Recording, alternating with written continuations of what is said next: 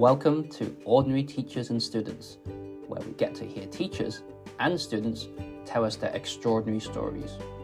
My hope is that through this podcast, ordinary teachers from around the world can relate to the stories they hear and get some timely suggestions and ideas. My name is Alan Cheng, and I'm a life coach as well as a university lecturer. My vision is to make life coaching a part of every school.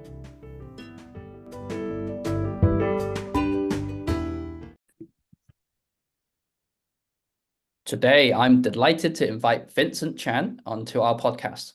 So Vincent was my student for 4 years, from secondary 3 to secondary 6. That's like year 9 to 12.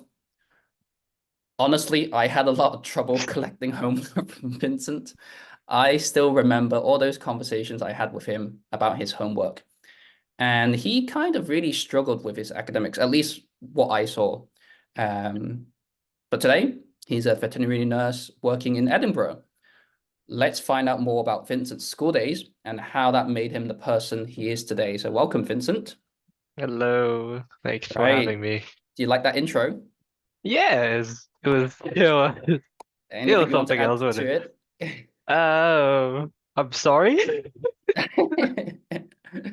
It's okay, I forgive you. But yeah, shall we just dive straight into what school is like? So you can start with primary or secondary, depending which one you prefer talking about. Or just generally how was school Uh, life for you? I think they're more or less the same for me in terms of primary and secondary. I just really had a problem doing the academic work in terms of anything written.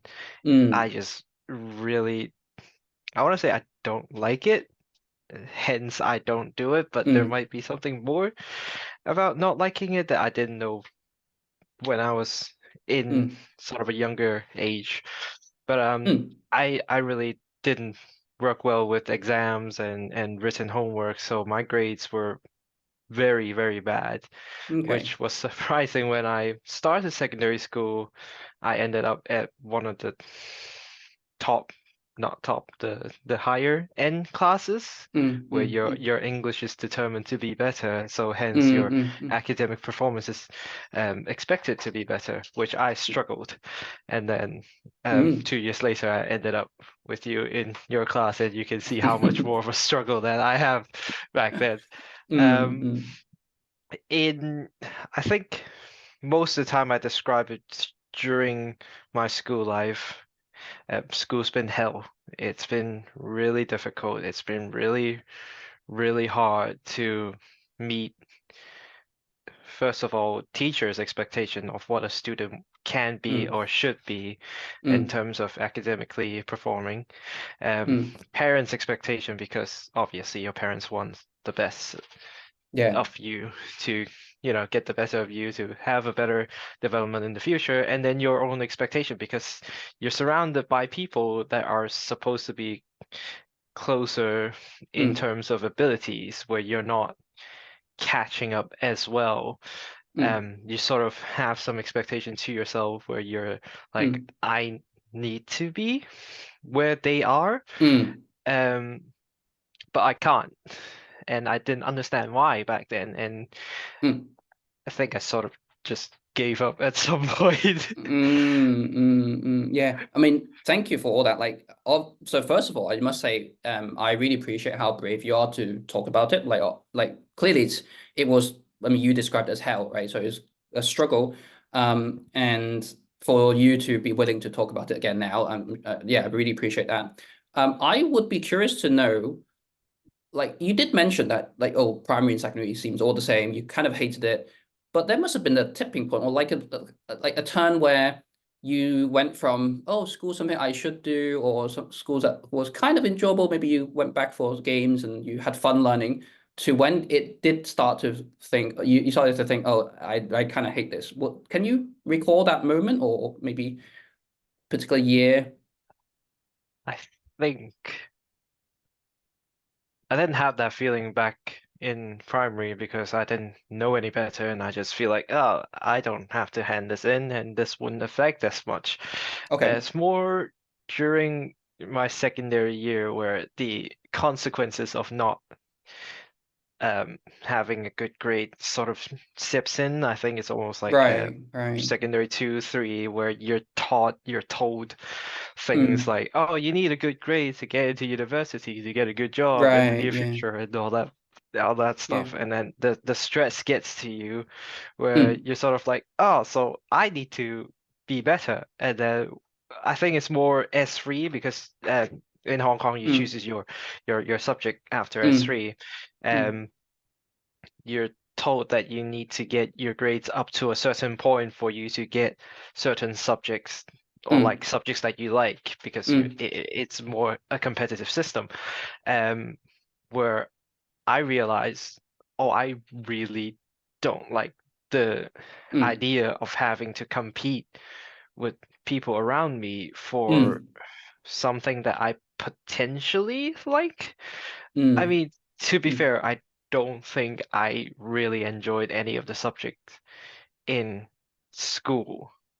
I'm gonna go with English aside because English is the only thing that I really thrived in without really trying, if I I'm was just being about to honest. say it was because you're an English teacher, but clearly not, right? Yeah, well, that was one of the reasons too, because you guys were really, Hmm. really nice and supportive, Mm, and in some of the other subjects, um, like math, there are teachers that are quite strict and sort mm, of want you to do things in a certain way, where mm, back then I could mm, not catch up to how they were doing it, right. and I just wasn't able to follow up with the class, and I end up a lot of my free time where people generally go have fun or eat their Mm, breakfast or whatnot. mm, I spend it in a classroom rewriting all the equations that I messed up, mm, and that would mm, take up the entire break of the day, and I'll mm, just go home tired, and mm, I still have mm. homework to do Yeah, at that. yeah. So it kind of became like a vicious cycle where you were punished for not doing certain things right at recess, lunch times, right? And then it made you Yeah, more tired, probably less focused in class. And yeah. then when you got home to do homework, you probably didn't know what you were meant to do. Probably didn't want to do it at that point because I've been doing a lot of it throughout Yeah, the day where I feel yeah. like I need a break and then Mm, you don't. And then especially in Hong Kong, you get the culture outside of school where yeah. you go for tutorial lessons, which Mm, mm. is helpful for certain things and not particularly helpful when you're doing like Did you go actual for treat. any tutorials? I was put in tutorial in S2 when Interesting choice my of words. Mm, well, when you say join, you kind of have the feeling where you realize that you need it and then you go for it. mm, It's more the everyone else is telling me that I need it, so mm, mm, collectively we decided that we should go for mm, tutorial. But it added on more stress because with tutorial it's not like a one-on-one. It's like a classroom. It's like one teacher mm. against 30-ish, Yeah. and your needs might not be met at these kind of tutorial, and you ended Mm, up with one stack of homework from school and another mm, stack from tutorial, which made my stack mm. infinitely bigger, um, Yeah. which made your stress infinitely bigger, which is not Yeah. great. You ended up Yeah. not doing any work at all, and you just go home and sleep and not look forward for the other days to come where you have to go do this all over again. Yeah. Yeah. Right. Yeah, it does not sound nice. Would you say, just listening to what you've said so far, like your coping mechanism was very much to avoid and to almost kind of give up, right? Oh yeah. My coping mechanism back then was my sort of hobby, which is campus media, which I Right. Yeah. spend Yeah. most Yeah. of my Mm, time there, yeah. um, avoiding classes, homework, after school time, just saying that, oh, I have to go film this thing, Mhm. and I have to go do this thing with the rest of the team, Mm, and I'll be mm, off. I have had classes off just saying that I need to go film this. mm, And mm. now I can't say that because I'm out of school. I could just be sitting in the campus TV room for like a Right. good 30 minutes just to catch my breath, just to make Mm, myself feel like, oh, I can rest now. mm, Um, but there are times there are actual work that needs to be done. Then I'm happy doing those because Mm. there are much less expectation of what I need to do there than I have academically, Yeah, yeah. and it's not just one subject per se, it's 7 other subjects that I need to persist to Mm, get a certain amount of work done and a certain amount of effort to be put into them to make sure that I get to those grades. mm. And it's quite hard. Yeah, yeah. While you're talking, just the image of a hamster in the wheel, so you know that one, does that hmm reflect how you felt at the time? Um, sort of, but I don't think I'd be running quite energetically.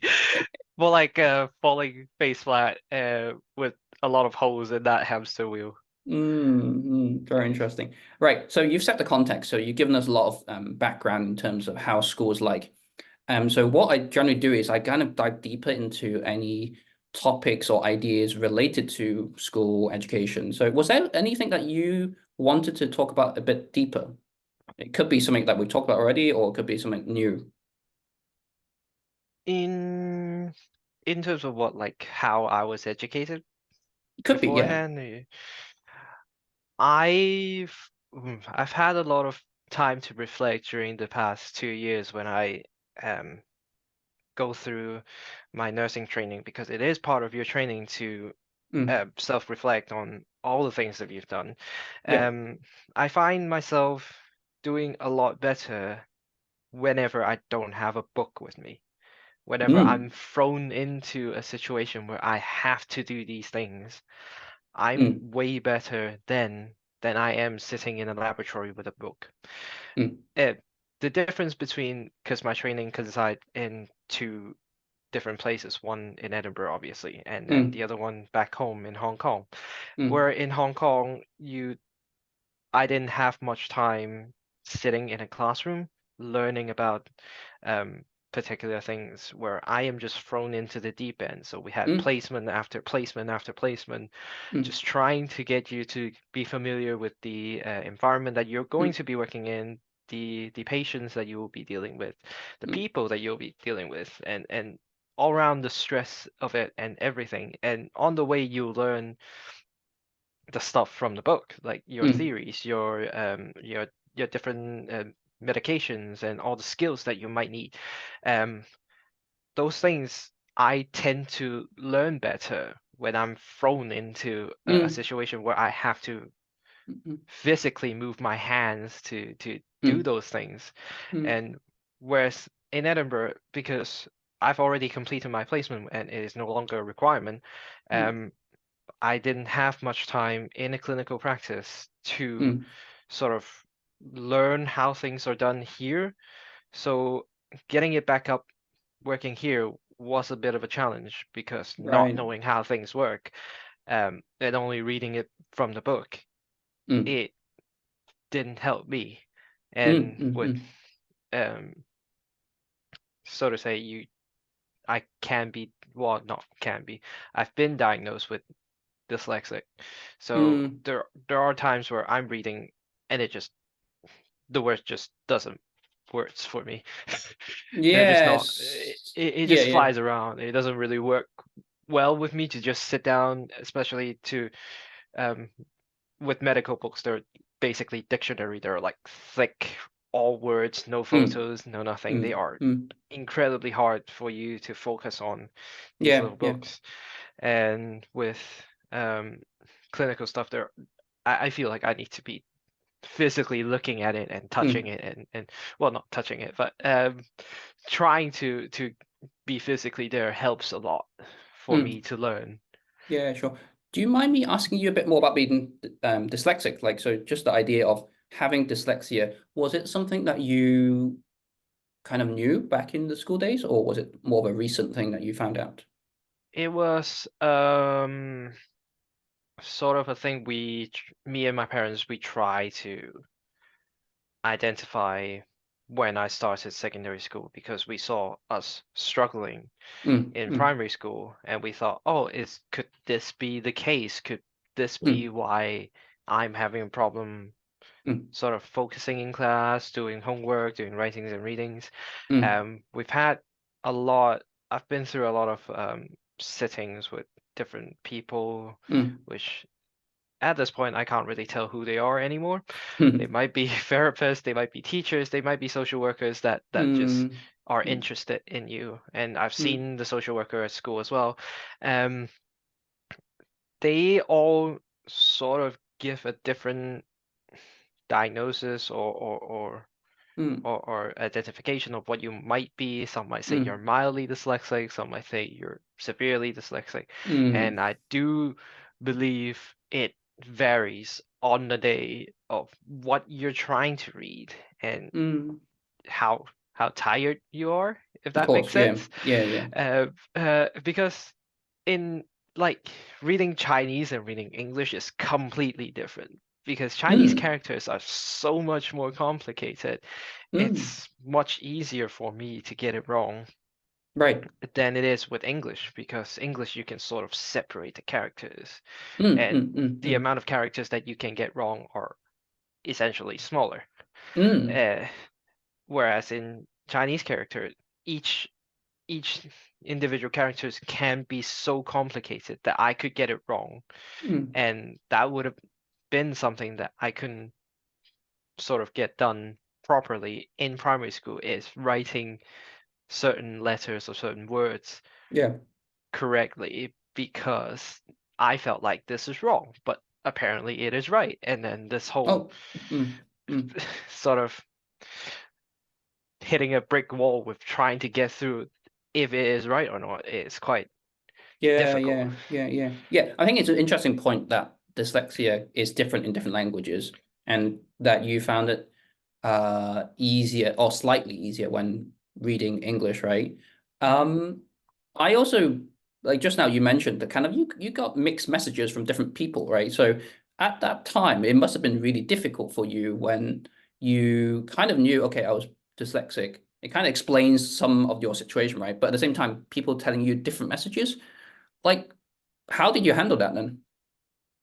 I, if I'm being honest, I more use the excuse to get more time in your Okay. exams, Mm, which in hindsight, I don't think it helped.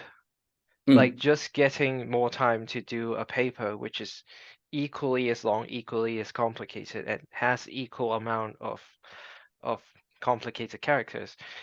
Um, being dyslexic, having more time to read it actually didn't really help.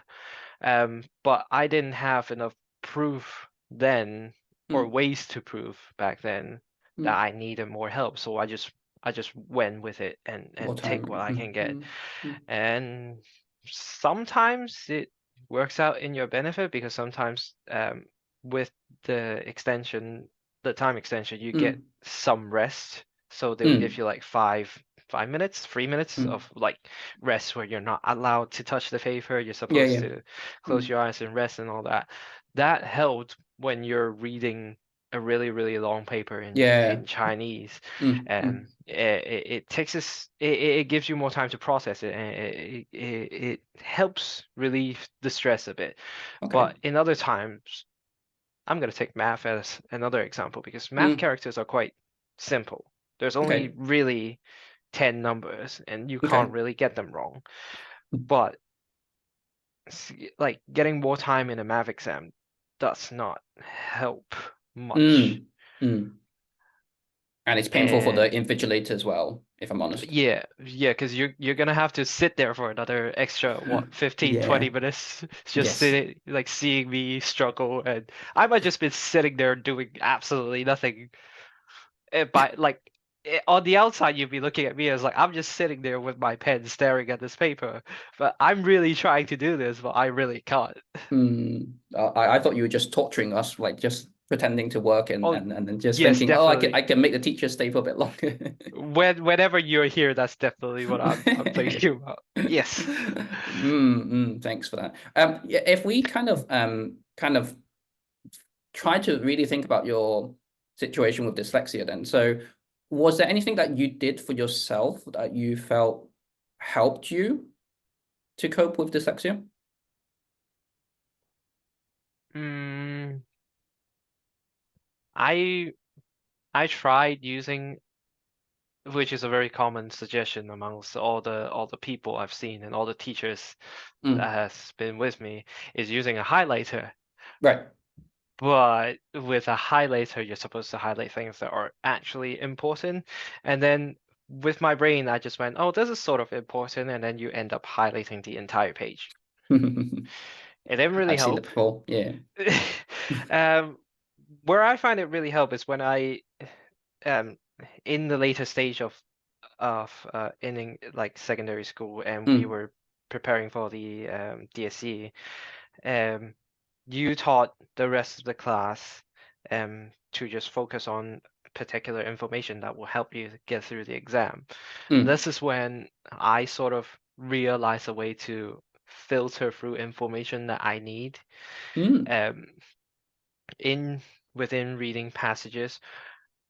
I do still use it to this day, but a lot more mistake can be made because you're just looking through um, like sort of short ends of what you're trying to look at and not the mm. entire thing. So mistakes can be made, Yeah. and it, it helps a lot more than me trying Mm, to read through an entire right, let's right. say bank letter, and I could just skip through to the things where, oh, I need to read this, Yeah. and I'll read it, and then sort of expand up and down, see if there's anything that I need more.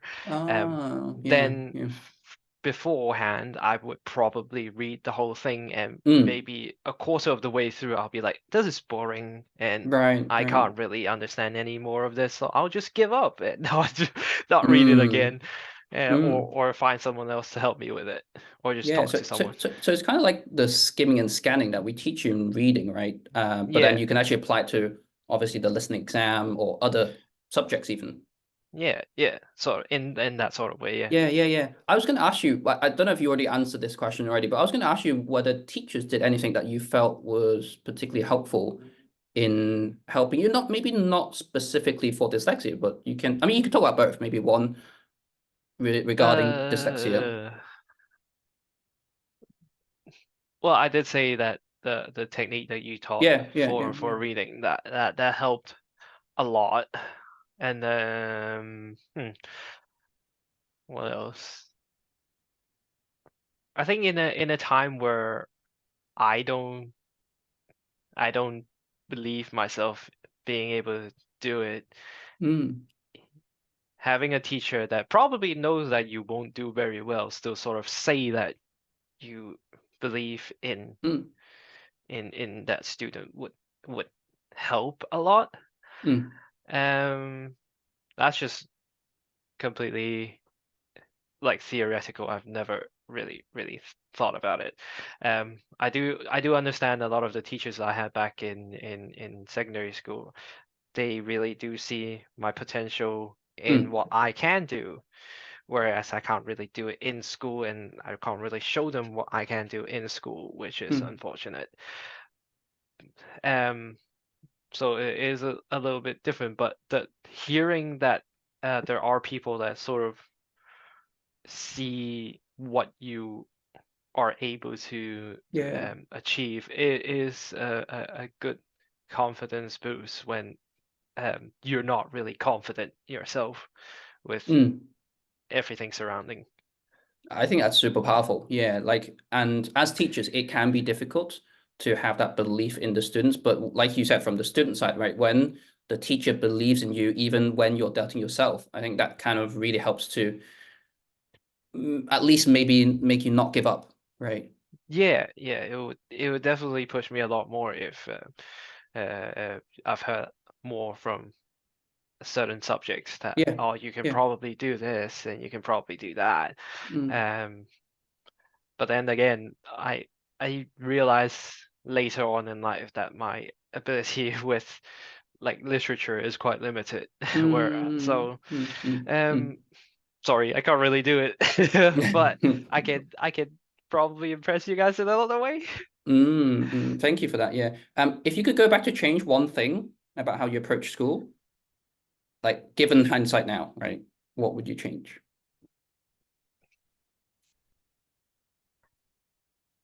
I probably indulge myself in more events than I would have Mm, here. Because in my secondary life is more I'm trying to be a good student, so I'm following everything mm, the syllabus is. So I'm just gonna go to class. I'm gonna do all the homeworks. I'm gonna try mm, and do all the exams, and fail amazingly. Uh, but if we start again, I knowing that I probably won't succeed like normally in the classroom, then I'll probably get myself to try out more things. So like when mm, opportunity arises, then we'll try it. I don't know if it'll work. I don't know mm, mm. how good it will be, Yep. but at least I tried. At least it will be something more than just spending it in a classroom, and it'll probably help me develop other skills that Yeah. might Yeah. help in the near future. But Mm, mm, mm. um, who Do you knows? feel like, as a follow-up question to that, do you feel that because of your struggles in academics, it made you feel that you need to focus on your academics? And if, like, I mean, obviously you're really focused on campus media and like all that production, all those things. But did you maybe feel that, oh, if I did other things like any more, it would really, really affect my academics even more? Like, I'm already struggling, it would affect me even more. Mm, I think back then I wanted to stay in the band Mm, and mm, do more musicy stuff. But mm, I never stuck around. But there are more reasons to that than just me being in campus media and mm, having really bad mm, grades.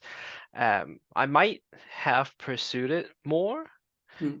if I didn't really have to care about the expectation for my academic. Yeah, yeah. But who knows? Yeah, I mean, the word expectation has come up a few times. It seems like, I mean, it's understandable, right? Teachers' expectations, parents' expectations, even your peers as well, and your own expectation yourself as well, right? Yeah.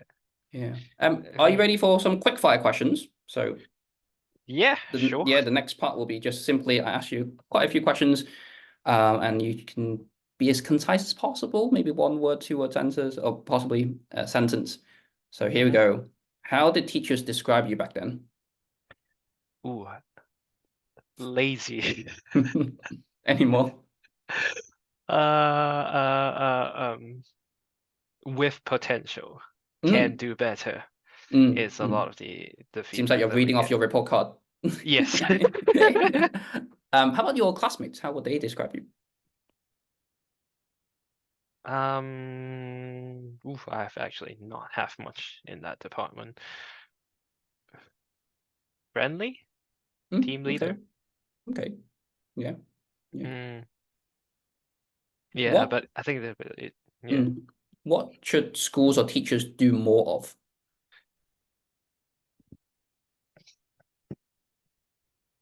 understanding the struggles of students.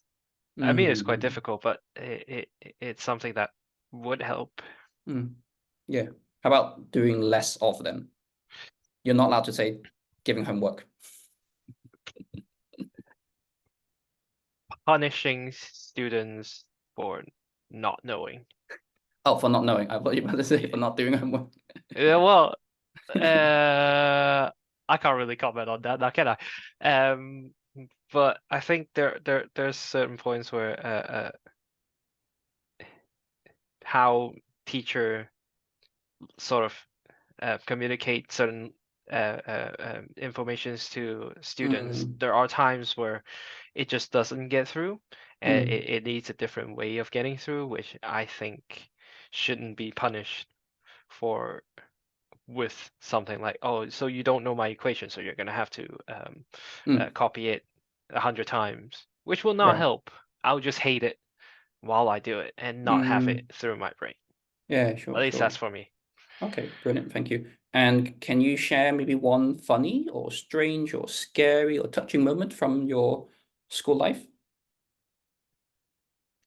Uh, I think a funny moment was when the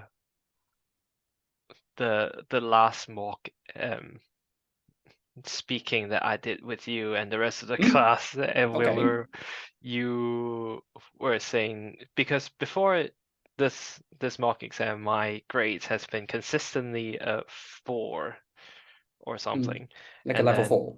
yeah, like a level 4, and Okay. then that one time that I did the mock with you and a few other students, you gave me a Mm. 5 or 5 Oh. star, I think it was something like that, Oh, okay. and then I was like, that's not right. Because you would never do that because that's way too high for our Okay. Tell me classes. more. Keep going. Keep Uh, going. and then once I think I messaged you on the group as well asking if this was right. And then you were like, yeah, you got this grade. And then it was it was funny. And I didn't think that I was able to get through that little 4 barrier with you. But hey ho, I did. And then even Mm. with that, and then bring into the confidence of me trying to do the actual exam, Mm. um, I actually got a 5 star for my English speaking. Yeah. And Wow. Yeah. Mm. forgetting about the rest of the exam, that was the Mm. the highlight of my DSE. Mm. Very interesting. Thank you for sharing that. Like, I obviously being like just know myself, I'm very fair in giving marks, so clearly Uh-huh. you deserved it. Uh-huh. Right. My last question, which is more question for me. Like, do you have any questions for me? So obviously I've asked you lots of questions on this podcast. So what would you like to ask me? Mm, I don't know. I don't have much questions for you, if I'm being That's honest. that's okay. No, no Would problem. you okay, would you have done anything differently now that you know how I've been? uh, if you had me again in a S3 Wow, environment. that's a big question. That's a big question. Let me have a think. I could guess that you had dyslexia back then. So that's one thing. So I do remember that I offered different ways to do homework for you. And so, for example, I remember you guys had to do a journal. And so I said to you, oh, you can record it if you wanted to. You can do a voice recording or video recording if you wanted to. Um, but in terms of doing anything differently, um,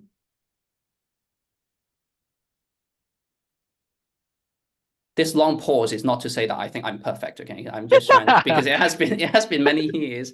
Um, I guess I would probably, like you said just now, maybe show you a bit more understanding. So I would say this. So I am a reasonably compassionate teacher. So I do try to understand the student first.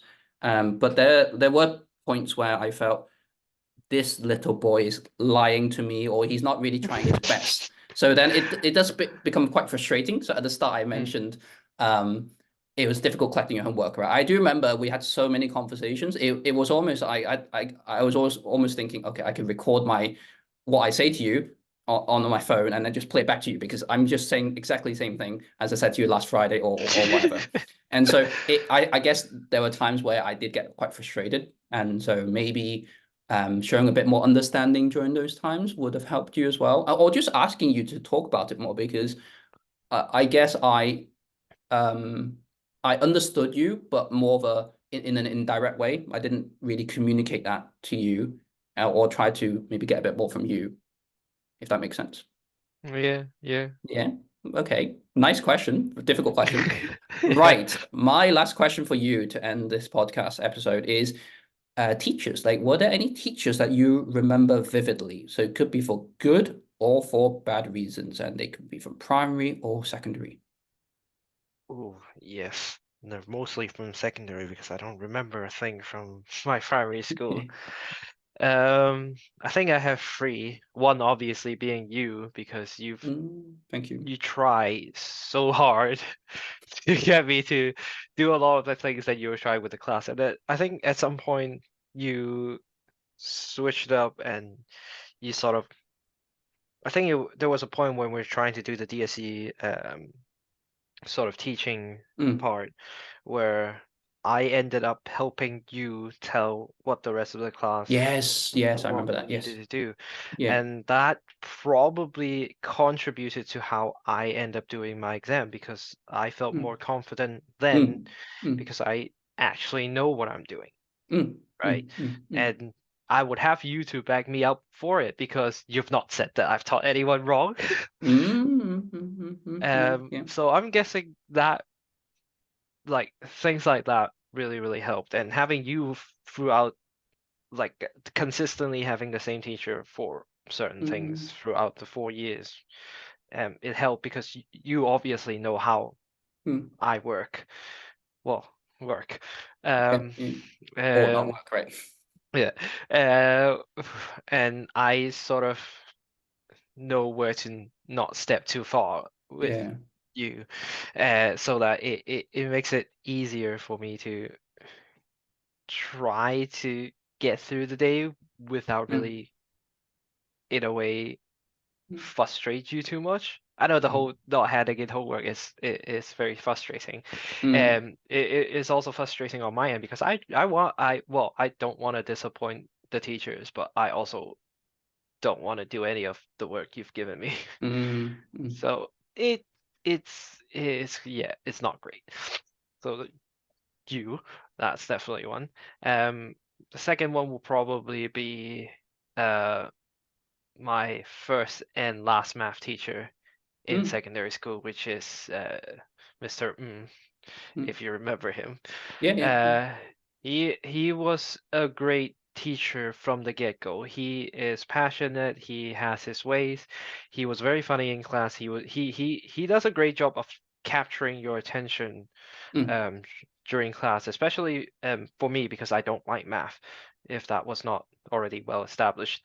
Um, he does a lot of work trying to keep you focused in class, where he makes you laugh to a point where you're still in the class, not mm, completely out of it, and you're still doing his work, um, but in a fun way. mm, He also introduced a lot more things into his own classroom to make the students more comfortable. mm, Whether or not they work is another story. mm, Um, mm, I remember he was the only teacher to have cushions onto these really, really terrible wood chairs that we have back in mm, school.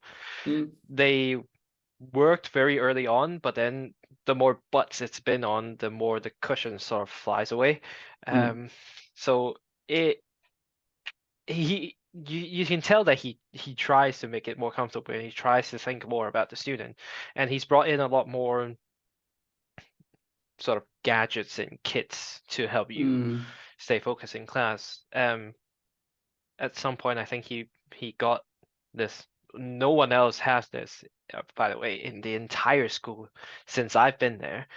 It is a whiteboard table for the students, mm, for each of the students. mm, So you don't actually have to write on your notebook or whatsoever. And if you have a mm. question, it that is like completely separated from the white. Hi there. I guess you're wondering why there was such an abrupt end to that episode. I wanted to explain that I'm recording all these episodes on the basic plan of Zoom, and so I have that 40-minute time limit. And money's rather tight right now, so I didn't really want to invest in any premium plans yet. So I guess if you're listening and you're from Zoom or from any company who would be willing to sponsor these episodes, feel free to reach out to me. My contact details are in the show notes.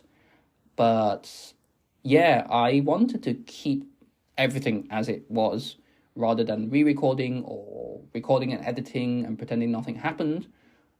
I just wanted to be authentic and show you that I'm just a one-man band operating on a zero budget, except my time. And yeah, so I apologize for what happened.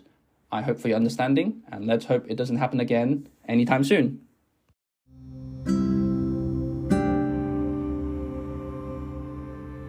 Wow, that was such a great conversation with Vincent.